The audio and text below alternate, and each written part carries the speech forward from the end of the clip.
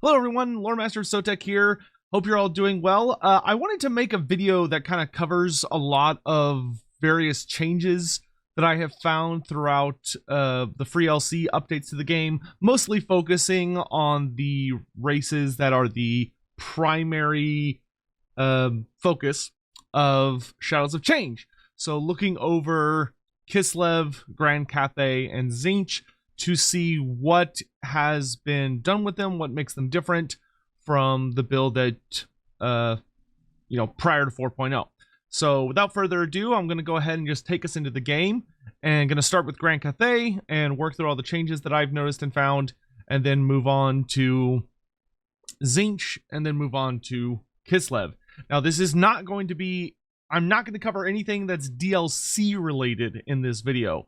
So anything you see here is going to be changes that you'll be experiencing without purchasing Shadows of Change. These are just updates to these factions in general. To be honest, I like the vast majority of them. So kind of jumping into the game here, one of the things that's a very big change for Grand Cathay is that they've actually altered how harmony works. So it used to be that you would have a harmony meter up here at the top that you would mouse over, and it would tell you like what your harmony score was. So like how many points for yin and yang you had from your tech tree, from the characters you recruited, from special events you got, and from what buildings you had constructed. However, this system did actually introduce some problems. While it was thematic, it could become pretty annoying, to be honest, especially when you got later and later and later into the campaign, because often you would start to get more events that would introduce more significant yin or yang events, and as you're recruiting more characters and your empire is growing larger, it becomes more difficult and frustrating to balance. And if you're not in balance, you start to take like negative penalties, and it's just a whole thing. So they decided to simplify the system and make it significantly more user-friendly, but also to make it where you actually have considerably more choice. Where it used to be that your choice revolved around how you kept yourself in balance. So what sacrifices were you going to make in order to maintain balance? Would you not take techs that you wanted to because, oh, well, I'm already kind of full up on yang and I really need to focus on yin, so I'm going to do yin techs for a while, even if I don't actually want those techs? Or would you recruit characters who were of a different affiliation, even if you didn't really care for their starting trait, or something like that? Now it is purely based on buildings, and it's a province by province feature. However, there's actually a lot more interesting interaction now with yin and yang, because the way it works is when you are dealing with yin and yang, you get different kinds of bonuses depending on what the harmony is within a province. And I actually really like this. I think the initial knee-jerk reaction for a lot of people when they kind of see this is to go, oh, well, this is like a significantly more boring system, or I thought the whole point is that everything has to be in harmony, so this doesn't make as much sense. But that's not actually true. In Grand Cathay, it's not always about maintaining perfect harmony. There are times you want to be in perfect harmony, but there are times where yin must be ascendant and where yang must be ascendant. And that is the way your provinces are designed, where you get different kinds of bonuses depending on your yin and yang. And you have to think about, consider, and decide when you want certain types of harmony to be ascendant. Do you want to be yang aligned, harmonious, or yin aligned? And the effects differ in strength. So if we go and look over here, I've got 3 different tiers of yin, because there are 3 different levels of yin. I've got the minor yin bonus, the moderate yin bonus, and the major yin bonus. So up here in like Machu Picchu area around Hexwaddle, I only have 1 point of yin. So I have one building that is I have 2 buildings that are generating yin and 1 building that's generating yang, which leaves me with a cumulative bonus of 1 yin. So because my yin is 1 in ascendancy, it gives me plus 10 growth, minus 5% construction costs for all buildings in that province, and plus 1 control, which is a pretty decent bonus if my goal is to build up that province. Obviously, it's not as good as the harmony bonus, which the harmony bonus is, quite frankly, insane once you have kind of completed that area, depending on what you're trying to do. So you could see the harmony bonus is always available down at the bottom, even though it's grayed out. So it says when you are in harmony, you get plus 20% campaign movement if you start your turn in that province, minus 15% upkeep for all armies in that province, and plus 15% income for all buildings in that province. So once you have finished constructing a province, or you've reached a level where you're not building a lot in it and you don't really need growth and construction cost anymore, then you really don't want to have yin. You want to have harmonious or yang, which we'll get into in a moment. But so here we have the level 1 version of yin, which I want to say is between 1 to 3 points cumulatively in yin dominance. So 10 growth, 5% construction cost, and plus 1 control. However, if we go down here and check out, let's see, I think it's, where we were back in Cathay, I have moderate yin here in the Central Riverlands. So it's 1 or 2. So 1 or 2 points is lower yin, and then I want to say it's like 3 to 6 or 3 to 7 or something is moderate yin. So here you can see, because I have the moderate yin bonus, I get minus 1 construction time for all buildings to a minimum of 1. So whenever I construct a new building in this province, it'll build 1 turn faster. I get plus 20 growth per turn, minus 10% construction cost for all buildings, and plus 2 control. So because I'm leaning even heavier into yin, and I'm in many cases sacrificing some of the more synergistic bonuses you might get from building more yang buildings, or, you know, starting to lean more into yin buildings and not having like recruitment buildings. The bonuses do get better, but I'm having to sacrifice additional building slots in order to accomplish this. And then finally over here, you don't have to get all the way up to this number. I took it as high as I could just to see if the bonuses gets any higher. But this is the maximum bonus for yin, which I want to say occurs somewhere around like 5 or 6 yin points. But once you have the maximum number of yin, you get minus 1 construction time, plus 30 growth per turn, minus 20% construction cost, and plus 3 control. So obviously this is absolutely excellent, and this stacks with all of your other buffs. So this is incredibly good for if you are building up a province. You know, if you're trying to get all of your settlement buildings to enough growth points that you can upgrade them, and you're filling in lots of building slots, and you're just doing a lot of construction, then yin is really the way you want to go. You want to be very, very heavy into yin. However, you'll note that once you are to the point that you're not really building too much anymore, or you've kind of maxed it out, or maybe you just don't control a lot of territory in that particular province, yin is quite literally worthless. The only thing it gives you once you are done constructing is control. It doesn't give you a ton of control. So it's really not worth having that major yin focus. It'd be much better. A lot of the yin buildings give like economy bonuses. You know, like the administration center, the goods emporium, and stuff like that.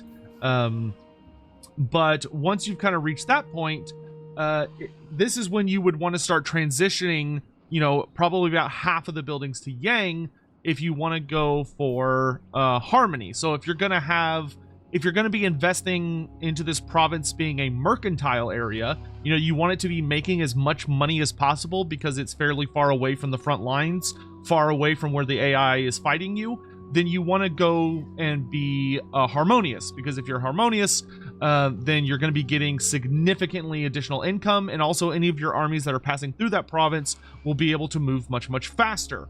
But the nice thing about harmony is that if you are in harmony, it's good pretty much no matter the circumstance. whether it's the bonus movement so that you're chasing down enemy armies that might be in the area, or you're passing through much faster. Not to mention any armies you do have in the area are 15% cheaper in upkeep, which stacks with all of your other bonuses, of course, and all of your buildings are making more money. Like, that's good in any scenario. However, there's also Yang to consider. So Yang is mostly good for recruitment, for building up new armies, but it also improves your research rate just a little bit. So this is a max level Yang upgrade. So it gives you +2 local recruitment capacity, +3 to recruit ranks in that province, +30% recruitment cost, and +10% research rate.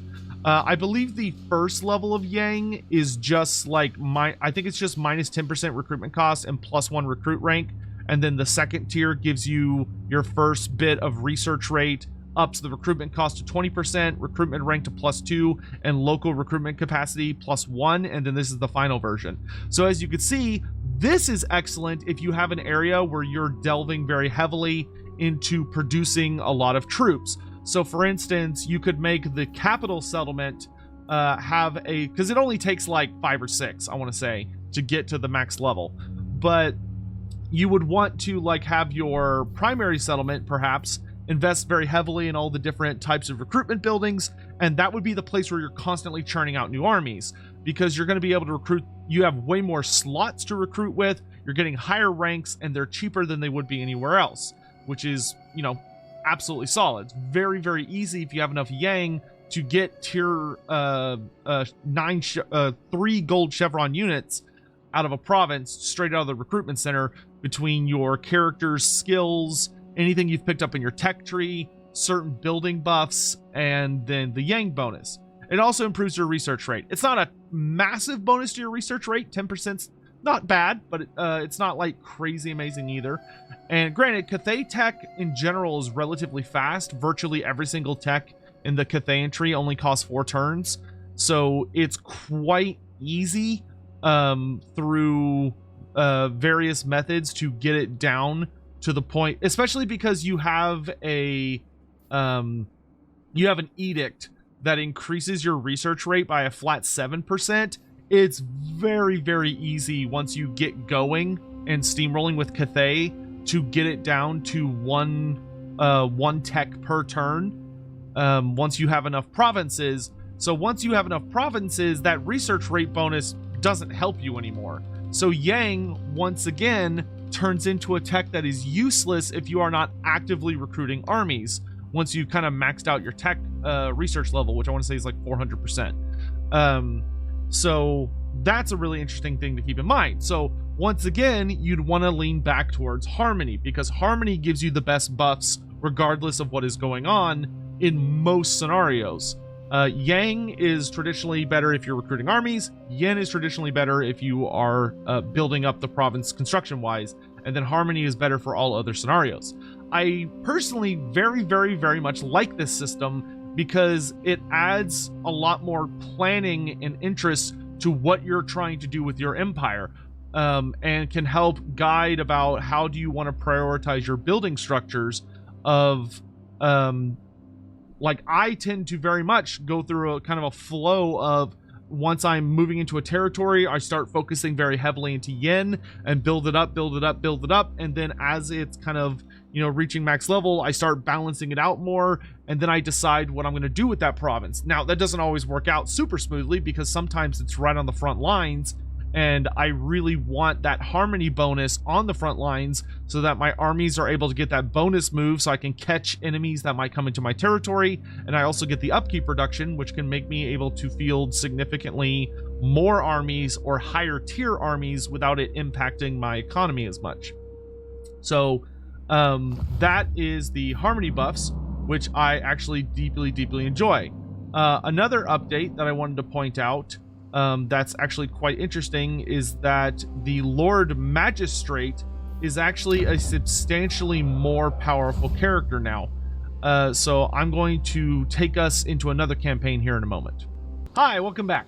So this is the new Lord Magistrate skill tree, and it is substantially different to what it was in prior builds. The Lord Magistrate is now a incredibly good character in that he is a very hardcore support character. He is very distinct and unique, honestly, compared to any other character in the game. And I love his changes. So a couple things worth pointing out about him. Number one, things I want to draw attention to is that pretty much all of his trees have changed. For instance, he actually has a unique version of the initial red tree skill compared to every other one of your Cathayan characters, because he has the improved Inspiring Presence. So his is better than everyone else's. It makes his leadership significantly higher quality. But he also gets access to Lightning Strike immediately because he's, you know, an awesome tactician. They actually flipped, essentially, his blue skills with the exception of Quartermaster and Inspiring Presence. So now you get Lightning Strike immediately, which is excellent, especially early on. You also have access to, like, Logistician and Alert right away, though I think Alert is also available right away on the other characters. And then over here, you know, you do still have all these other things. But then he has 2 unique trees now. So the way they reorganized his tree is that you have the Tactical Prowess tree, which opens up, I want to say at like level 10 or something. I don't remember exactly. But you have his Tactician tree over here, which you'll all be familiar with, where, you know, he starts off with Tactician unlocked. So Tactician is unlocked at level 1, which gives you the reload melee defense skill, and then you've got these inspired abilities where you pick one of them and it allows you to buff your various units, and then you go all the way up to Grand Tactician, which gives you even more buffs and makes your inspiration abilities like he actually has a unique version of Tactician stand your ground as well, so he can actually cast his leadership abilities at range instead of this is saying that it replaces this, so instead of his melee defense leadership bonus being centered on himself, he can throw it to somebody within 100 meters. So he's just a better quality support character, and that's before getting into all his unique skills. So first he gets access to Tactical Prowess, which is plus 50% leadership. You can have Enlisted Bodyguards, which gives minus 15% to enemy hero action success chance against your army, and plus 15% chance of wounding those characters that try to attack you. Promoted on Merit is really, really solid. It reduces the upkeep of heroes that join your Lord Magistrate's army by 25%, and it also increases their melee attack and melee defense by 5, which is really, really nice. Supply line operations is god tier. Gives you an additional minus 15% upkeep, minus 20% casualties suffered from attrition, and also plus 20% ammo, which is great. Skirmishing Stratagem gives you plus 15% speed on all units in your army. It also gives Strider to all peasant units, which is pretty good. And then the Specialist Drills give you unique little bonus guys for every level you put into it, which I'll show you those in a moment. And then the Art of War, your tactics are a shameful display, give you Vanguard deployment for your entire army, which is very, very nice. And then he has another brand new tree that is pretty much centered purely around the Sky Lantern. So you unlock the Sky Lantern, I want to say at level 12. No, it's I think level 10. I want to say, well, we'll get a new one in a moment and we can look there. So definitely level 10 though, because I've put 2 points into it. So you get the Sky Lantern, and then you get all these unique skills to further buff your Sky Lantern, as well as just the character himself. So first you have the Armored Gondola, which gives you a 360 missile block chance as long as you're on the Sky Lantern, and it also gives you 55% missile block chance. So if anybody shoots at you, you're going to mitigate all of that damage by 55%, which is awesome considering that, you know, it's not a very fast character, and they tend to be very exposed to missile fire. And they also tend not to have a ton of armor. So that helps a lot for your survivability. Then there's Field Commander, which gives you a bonus 15% speed to flying your little Sky Lantern around. Whistling Bullets, which gives you the whistling rounds ammunition. So whenever you shoot an enemy target, their melee defense and melee attack are reduced which is very, very awesome and good, you know, fantastic on a support character. And then War Footing gives you an additional 20% ammo and makes you shoot 20% faster. So when you stack Whistling Bullets with your Shield Breaker, you actually can do some pretty good damage pinging people just consistently. And then once you have all 4 of these, you unlock Harmonious Doctrine, which makes your Lord Magistrate count as a yin and yang unit simultaneously. So he is able to provide constant buffs to all nearby troops, which is really, really solid. So he has a ton of fantastic abilities that really just make him just an awesome support character.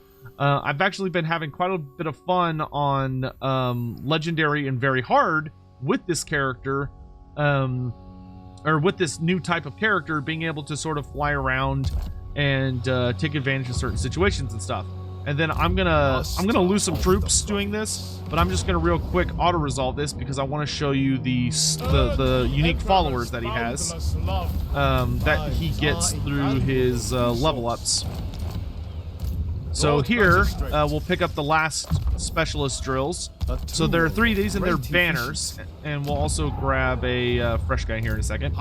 So he has 3 unique banners that you can see here. So you have Infiltrators, which is level 1 on that skill. So Infiltrator gives you a banner that you attach to a unit, and that unit becomes 40% faster, gains the stock ability, and gets poisoned attacks. I have found that this is fantastic on Onyx Crowmen.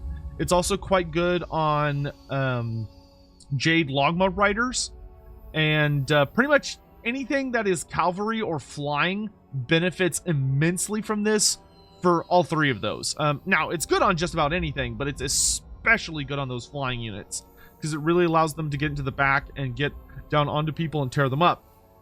Then there is Beast Wardens. So Beast Wardens is the level 2 version banner, and what this does is it removes all your bonus versus infantry on a target, but in exchange gives them 15 bonus versus large and immune to psychology. So this can be quite excellent to toss on pretty much anything, to be honest. Like, this can be really good on your Longma Riders if you think they're going to be fighting other like large targets in the air. It could be really good on your Celestial Dragon Guard because it just stacks with their regular bonus versus large to give them even more. You can toss it on your pretty much anything. There's not a ton of bonus versus infantry units in Cathay as is, so this is good on just damn near anything. It could be excellent on Jade Warriors. It could be excellent on Onyx Crowmen or your the new Lion Constructs. Pretty much anything you can think of. Your you know, the Terracotta Sentinels. It just allows you to turn any unit into a fairly decent anti-large unit. To get the most out of the immune to psych bonus, it tends to be better to put on infantry or cavalry, but it's you know, it's just like a really nice bonus versus large. And then last is Duelist. So Duelist is kind of the opposite, where it removes all of your bonus versus large, but it gives you 20% physical resistance and plus 15 bonus versus infantry. Once again, very, very good depending on what you're fighting.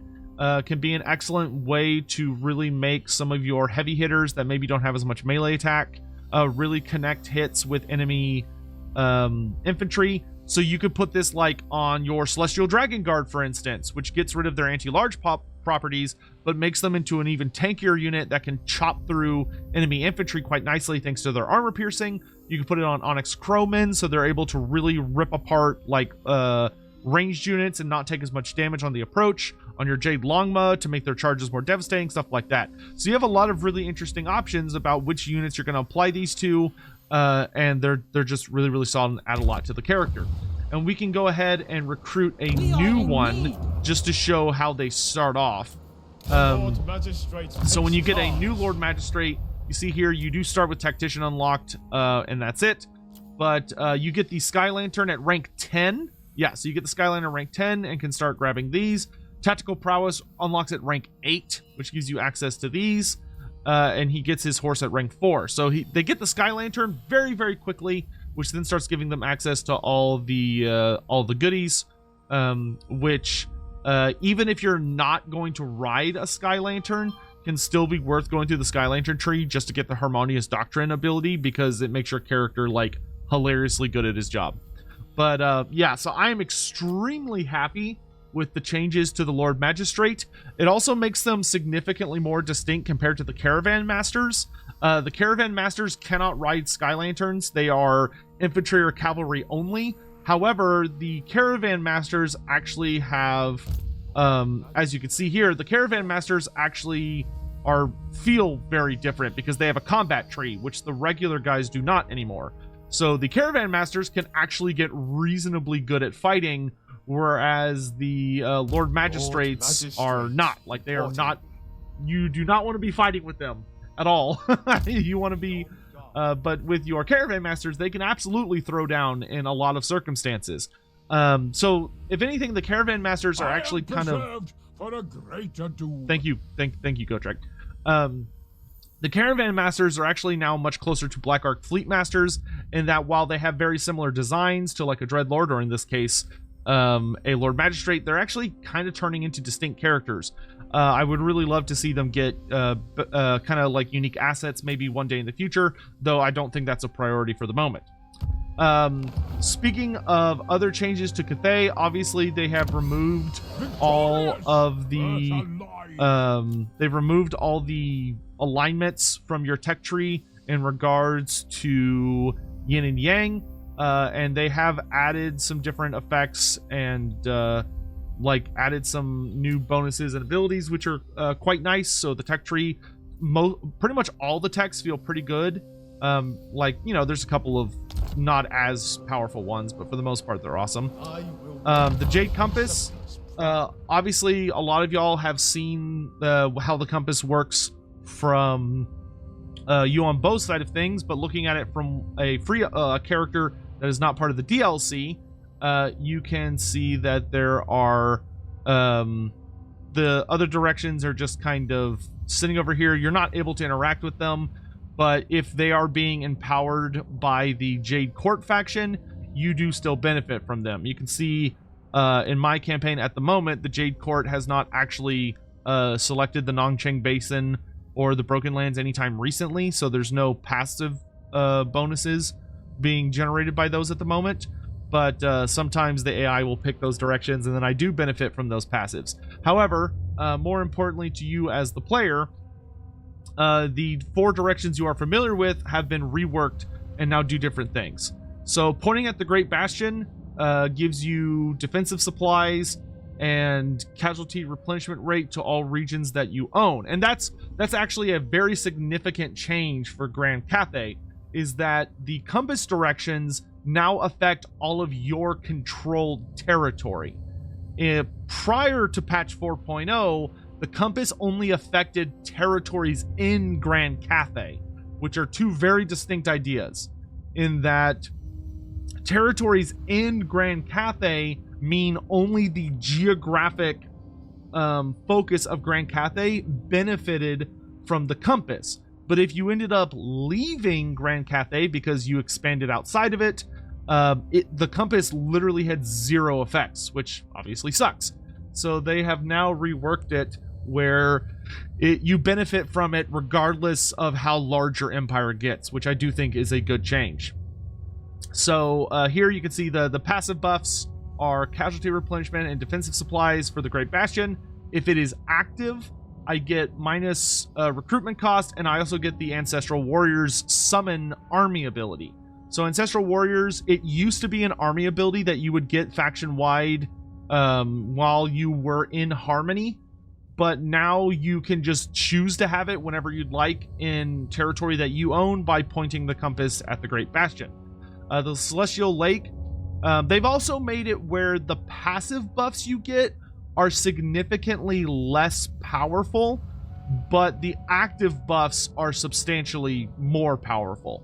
So it's less about trying to frantically constantly just switch the compass every single time it comes available to try and keep your meters as full as possible, because now the meter buffs, they're okay, but they're not like make or break. Whereas I think prior to 4.0, at least in my experience, it tended to be much more important about making sure my meters were as full as possible, which kind of led to me just just spinning the compass frantically between the locations that had meters to try and keep them as full as I could.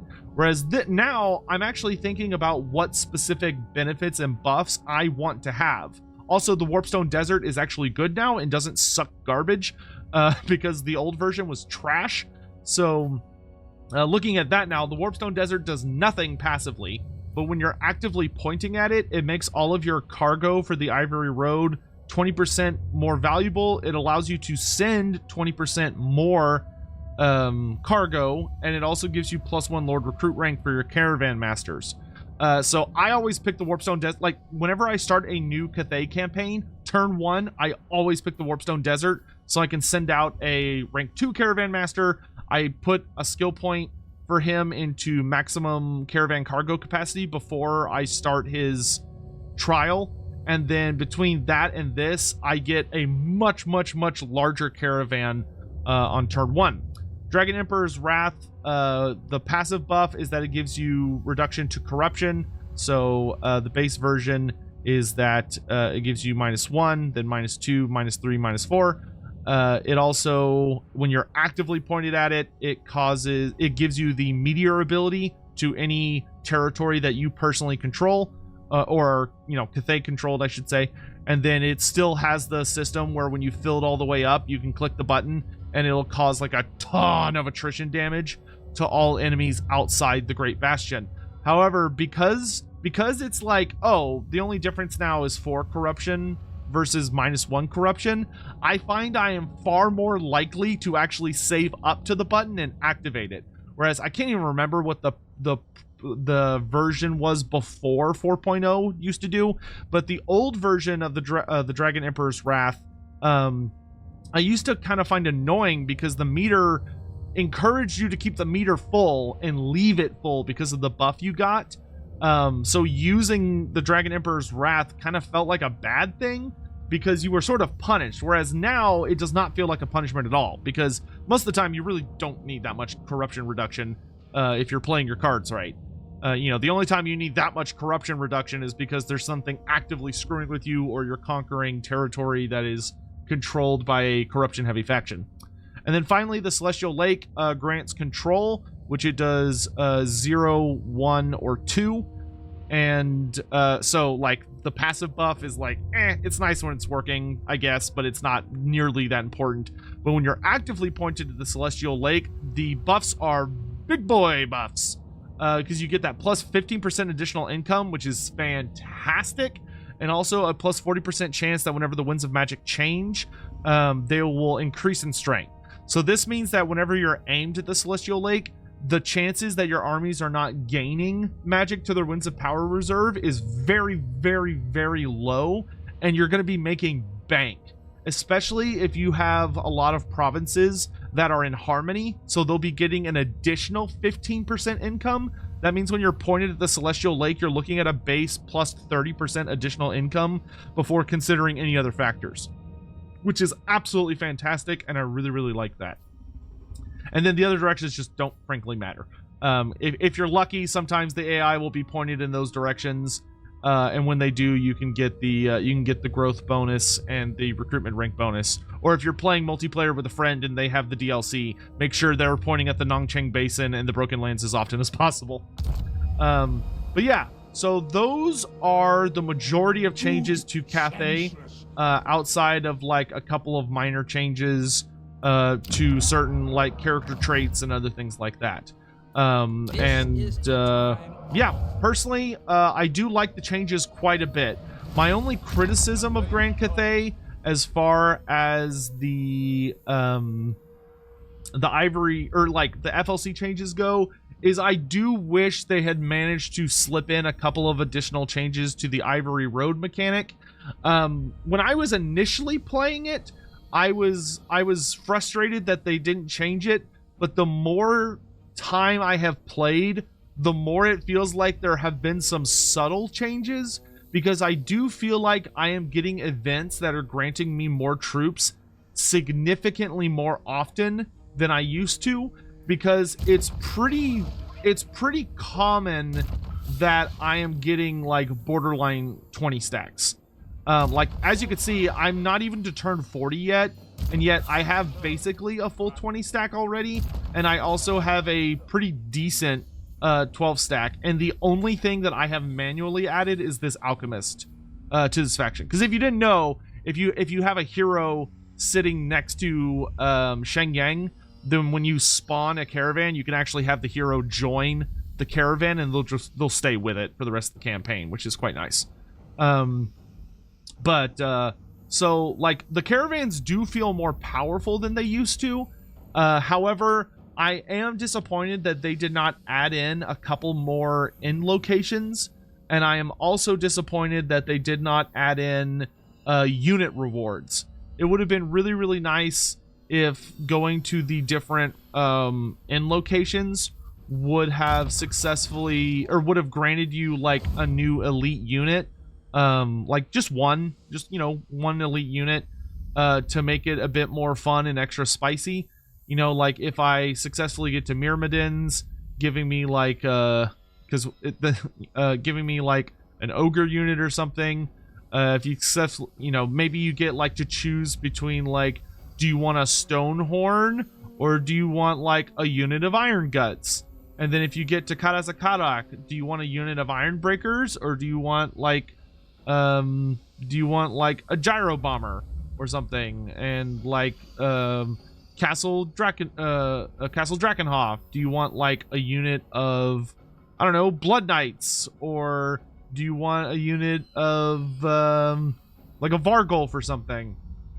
And then the Empire, they offer you a Steam Tank or a unit of Reichsguard or something, or no, Demigryph Knights. I would say Demigryph Knights.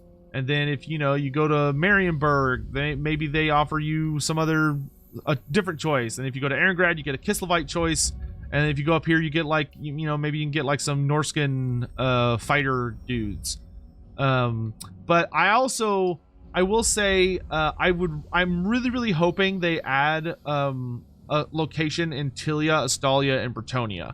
Like, I'd really, really like to see the ability to go all the way to Bordelot, to Magritta, and Merigliano. Like, those should be end locations, in my opinion. Like, I understand why we don't go across the ocean.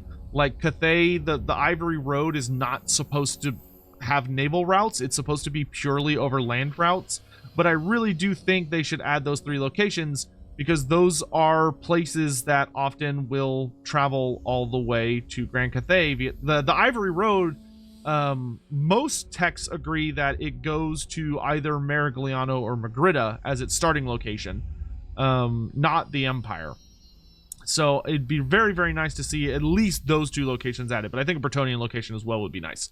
And then, maybe one day if we get Yin Yin, it'd be nice to see them add, an ocean version where you get to send fleets out of Fuchao that, can go to like Ulthuan, or maybe that would be when you'd want to add in Bretonia.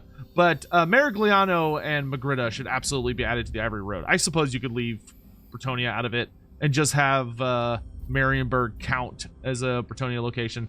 But in any event, that is going to be it for the FLC changes for if you're like not doing the DLC for Grand Cathay. So I will see you all in a bit as we jump into Kislev. All right, welcome everyone to the Kislev campaign. So once again, I'm not going to be talking about anything relating to Mother Ostankia. I'm literally just going to be talking about changes to the experience that you would have as Kislev, regardless of who you're playing. So one of the big things that immediately jumps out is they've actually kind of restructured the oblasts to make them much better and easier to defend and just a lot more fun to play with. So the old system was that you only had 3 major cities in Cathay, being Erengrad, Prague, and Kislev. And then the oblasts were purely minor settlements, which made them hard to defend and also much less rewarding to control and build up. But now you could see that they've been substantially changed. First, they combined Troll Country and I believe the Northern Oblast, or is this the Eastern Oblast? Or no, this is the Western Oblast, I think. So yeah, the Western Oblast and Troll Country were combined into a single province, and Fort Ostrosk is now a full-on major settlement. So it goes all the way up to tier 5, and you can do all the cool tier 5 stuff. Some other cool things they did. I've talked about this building before, but Nevesky's Citadel in Castle Alexandrov is insane. Like, this building is so stupidly strong for Kostaltin that it's insane.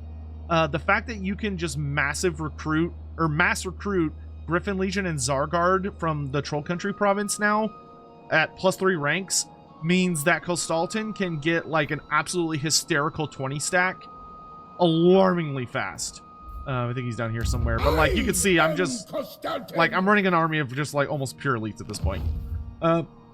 Also, as far as the other two are concerned, the Eastern Oblast has received a new settlement. It has the settlement of Plesk, which we will be talking about again in the future because there's something a little cool hidden there under a very specific circumstance.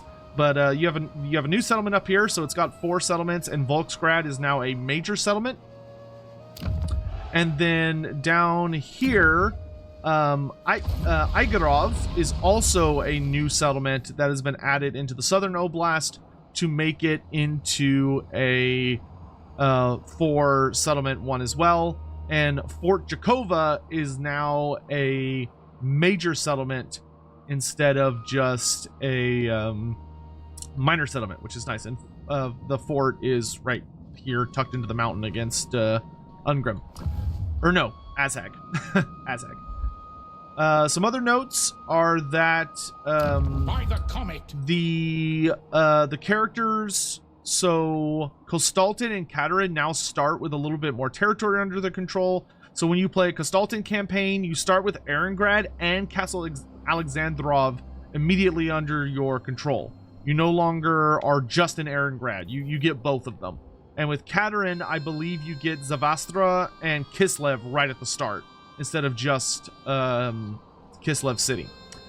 Some other changes that they've done is that they've removed the building requirement for... they've removed the devotion requirement to construct certain buildings. So you no longer have to spend devotion in order to construct buildings. You literally will just, like, make a new building, and it's nice and easy. Beyond that, I believe they've reworked just a couple of minor things as far as like your starting traits and stuff like that go, and that is pretty much it. I don't believe the Boyars have changed very much. The Adamans have remained pretty much the same, which, like, the Adamans, like, they're fine. They're not a particularly exciting mechanic, but they, you know, they can give you some pretty juicy buffs. I've actually been kind of playing around with trying to use Adamans, but like the Boyars are, you know, they're pretty much the exact same. Like, this is actually an Adaman, not a regular Boyar, that I have running around just for funsies, because I like, if, you know, if their city gets attacked, I like the idea that they are actually useful in the defense. But I believe that's kind of all the major stuff. You know, Mother Ostenkia, I will say, is like a bit, she is a significantly different experience to the other Kislevite characters versus like Yuan Bo, who is literally just a regular Cathay character. He's a Cathay plus character, whereas Ostenkia is something different. The only other change I want to do or show, I will go ahead and load up now. All right, everyone, and welcome back for the final little thing. This is going to be very, very brief because they've already released an article that kind of goes over all the Tzeentch stuff, which is that they have altered the Winds of Magic system, I believe, just to make it a little more... so like they added this meter over here where you can see like how many times you can, how many points you can kind of charge up and move around. I believe they just kind of added that to try and like, or added a couple of little minor things to try and make it easy to understand. I believe also the unholy manifestations have changed for Tzeentch. So Scriveners of Insanity used to be that it would lock you into place and you wouldn't be able to move. until it was finished, and then it would give you like a bunch of grimoires or whatever. Now you can see it is a lot easier to use. You simply select one of your armies, and it gives them, once it's done, it will give them a bunch of grimoires. However, it's also going to, over the course of it, so one turn, 2 turn. So it's going to give you 125 grimoires per turn, but it's also going to drain your winds of magic. However, once it's completed, you also get a bonus of 20% extra grimoires for 5 turns.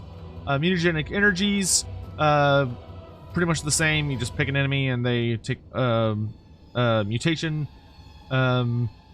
Magic Flare, select an army, and they get like a bunch of bonuses. And then Night of Madness is that you pick one of your armies, they're disabled for 3 turns, and then you get that giant buff to like your power reserve, or like your winds will basically fill up. You cause an insane amount of Tzeentch corruption, and you nuke control, so you're like pretty much guaranteed to cause rebellions and stuff. The other major thing they did was the changing of the ways. So there are 2 new ones replacing old ones. So Borrow Time now allows you to select an army, and it refills their movement instead of, I think this used to be Reveal Enemy Intentions. So now you could like move Kairos Fateweaver, his maximum movement, and then if you use Borrow Time on him, he'll immediately get his movement 100% refilled, and then can get back to running around and being a big goofy goober. And then the other new one is Force Peace. So this used to be, this used to be forcing like a war coordination target, which just didn't work very well. So now it's forcing peace between 2 factions that are at war, which is substantially more powerful and more useful, especially if you're like making alliances and stuff. You can force armies or factions to behave themselves. And then Halt Army has been debuffed, so now it is, or Halt Faction I should say, was debuffed. So now it is Halt Army, not Halt Faction, which makes it substantially less annoying to be when it's used on you, and it's also less overpowered. So instead of targeting an entire faction and they just can't move for a turn, you now instead can only do a singular army. And then Village and the Changeling, I believe, have 1 or 2 different ones. Like instead of Reveal Shroud, I want to say they have one that makes them makes them suddenly boost up the Tzeentch corruption in an area. But so just, make sure to take a look at your changing of the ways. But other than that, like Tzeentch has received like some tweaking to just like various interactions. But of all the factions, he has remained probably the most the same, though I do think the changes he has received were very, very good. And that's going to conclude those changes for those factions. So I will say that overall, I'm actually pretty pleased with the free LC changes to the main races. Obviously, other races have received changes as well, but I'm going to wait for like the actual patch notes for those instead of just trying to dig around and find them. The only things that really jumped out at me, Kislev is a little bit in a weird situation, but I don't think that's because Kislev did not receive attention. I think it's more because Kislev is kind of a bizarre race in that it kind of feels like it's 3 distinct races that are actually the same race, where like Kostaltin, Katerin, and Mother Ostankia feel almost like they should be their own unique factions. Not sub-factions, but like full-on factions, because they're so distinct from one another. But at the same time, that is Kislev's nature, is that it's kind of this unique, fascinating clash between different cultures and political forces, and it's a little difficult to make it work in its present form. I think I would still like one day to see like the supporter race maybe receive some additional benefits you know, really, really incentivizing you to get as many supporters as possible and to really build up lots and lots of devotion. You know, finding new, fun ways to spend devotion. That'd probably be something really fun to explore with Kostalton in particular, would be for him finding a way to make it so that he can have some kind of unique way to spend devotion for certain interactions. But I think I'll do a video on Kislev separately in the future, because Kislev is just one of those factions that it feels like it kind of needs, it has a lot of ideas, but they don't necessarily mesh together super well. And I think that has a lot more to do with its initial implementation than any issues, than any like poor decisions that have been made. And I still find Kislev fun to play and interesting. It's just, it's a little, the puzzle pieces, you can force them, you know, to fit together, but they don't like smoothly click into place. You kind of have to like really get in there a bit. And you know, I think the desire would be to maybe tweak it a little bit so that it feels better, you know, feels a little more well-rounded. But that's a discussion for another time. So I will say that personally, with the one exception of, you know, I would have liked a little bit more expansion and chaos dwarfinication of the Ivory Road, which is still not a bad mechanic by any means. It just didn't receive as many updates as I would have liked. But overall, I am personally very, very happy with where Grand Cathay is. I think they are substantially, I think the free LC updates are quite nice. I really personally like the new Harmony system. I encourage everyone to try it out before like casting judgment. I know for a lot of people, they're just going to see that it's different, be like, ugh. You know, I do kind of like the idea that it might be nice to kind of bring back the faction-wide harmony, but make it where like you keep the provincial harmony, but you do still get the interactions between like that and your characters and stuff. But you'd have to like completely redo what those bonuses would be. Personally, I prefer the new system to the old system. I will say that a lot. The old system felt way more like it was restricting me as a player and punishing me. And it was much more a calculation of trying not to fuck up while also just play the game. Whereas the new system only rewards me in different ways, but it still incentivizes me to think just as carefully. Except for no matter which route I go, I'm receiving different kinds of rewards. Instead of the old system, which was I have to do things a certain way, and if I don't, I get punished, which I don't think is good game design. But in any event, I hope you all found this interesting and enjoyable. There will be lots more to come, and I will talk to you all soon. Thank you. Bye-bye.